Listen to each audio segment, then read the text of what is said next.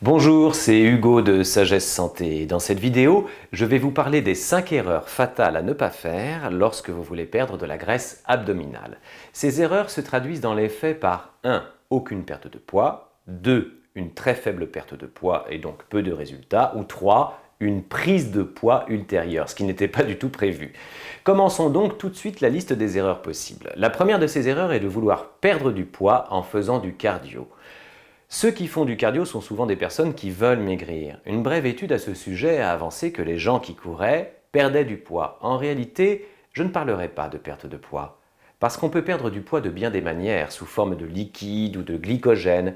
Le glycogène est une forme de glucose transformée par le corps pour être brûlé. Le corps utilise du glucose comme source d'énergie. Il tire ce glucose des glucides. Et pour les transmettre aux muscles, etc., le foie donne au glucose la forme de glycogène. On peut dire que c'est une transformation du glucose. Or, perdre du glycogène ou de l'eau, ce n'est pas exactement ce que vous cherchez, puisque ce que vous voulez perdre, c'est de la graisse.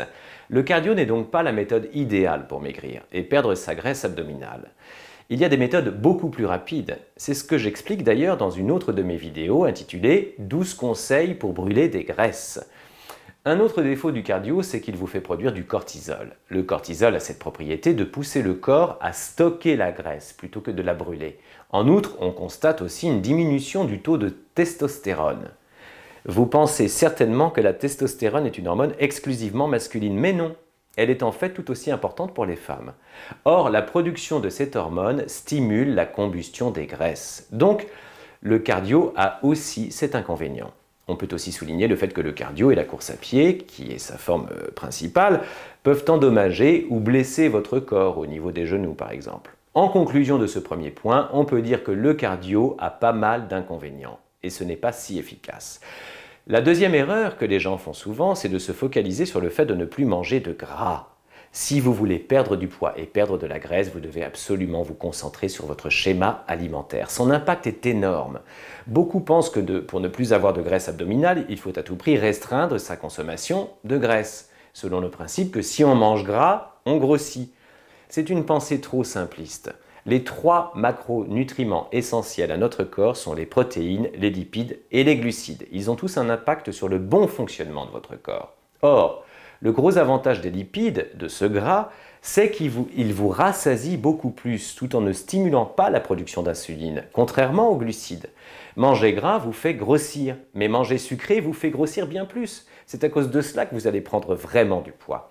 Et si vous consommez des graisses considérées comme saines, vous allez même stimuler la combustion des graisses. Je pense notamment à l'huile d'olive, aux avocats, aux graines, aux fruits à coque, aux poissons gras, etc. Tout cela va stimuler la combustion de vos graisses. Ne considérez donc pas le gras comme votre ennemi. Votre ennemi, ce sont plutôt les sucres raffinés, les pâtes, le pain, le riz, les pommes de terre. Je ne suis pas en train de vous dire que vous devez arrêter d'en manger, mais d'en diminuer la consommation et de les remplacer plutôt par des graisses saines. La troisième erreur à ne pas commettre, c'est de faire des exercices de musculation abdominaux. Certes, faire ce type d'exercice va rendre votre ventre plus ferme. S'il pendouille un peu, vous le verrez devenir plus ferme et vous aurez des muscles plus toniques. Mais si vous avez beaucoup de graisse, dans le sens où vos muscles ne sont plus du tout visibles, alors vous pouvez faire autant d'exercices que vous voulez, vous n'aurez jamais de ventre plat ou ferme. Vous devrez d'abord perdre votre graisse abdominale et avoir une proportion de graisse équilibrée pour rendre les muscles abdominaux visibles. Et alors, si vous faites des abdominaux, vous définirez mieux les contours de vos muscles et vous verrez apparaître les fameux blocs de la tablette de chocolat. C'est quelque chose que les hommes aiment bien montrer et ça peut être une bonne raison pour s'entraîner et faire de l'exercice. En plus, avoir des muscles développés prévient les risques de blessures. Vous êtes aussi plus stable lorsque vous faites des efforts physiques. Bref, il y a toute une série d'avantages à s'entraîner, mais perdre du poids n'en fait vraiment pas partie. Pour cela, il faut plutôt se concentrer sur l'alimentation. Erreur numéro 4, avoir recours à des pilules pour maigrir. Partout sur Internet, vous verrez des pubs pour des pilules qui vous promettent de perdre du poids, d'avoir un ventre plat, etc. Mais ces pilules ne fonctionnent pas. Elles peuvent marcher en combinaison avec du sport de manière efficace. Je ne parle pas ici de cardio, attention. Ça peut fonctionner si vous modifiez votre régime alimentaire conjointement avec la prise de pilules. Mais elles n'auront pas d'effet en elles-mêmes toutes seules. Si vous voulez absolument prendre des pilules, alors optez pour des capsules d'oméga 3. Cela va stimuler la combustion des graisses. Donc à choisir, prenez plutôt celle-là. Je peux vous conseiller de prendre des capsules d'huile de krill qui permettent d'augmenter aussi la combustion de graisse. Mais je vous conseille toujours d'adapter votre schéma alimentaire et de ne pas vous reposer uniquement sur les pilules. Ne tombez donc pas dans le piège de ces pilules, ou alors limitez-vous aux capsules d'huile de krill par exemple. Erreur numéro 5, les régimes. On sait que les régimes ne fonctionnent pas. Je ne vous parle pas de mon opinion, ni de celle des gens qui suivent mes conseils et qui sont influencés par eux.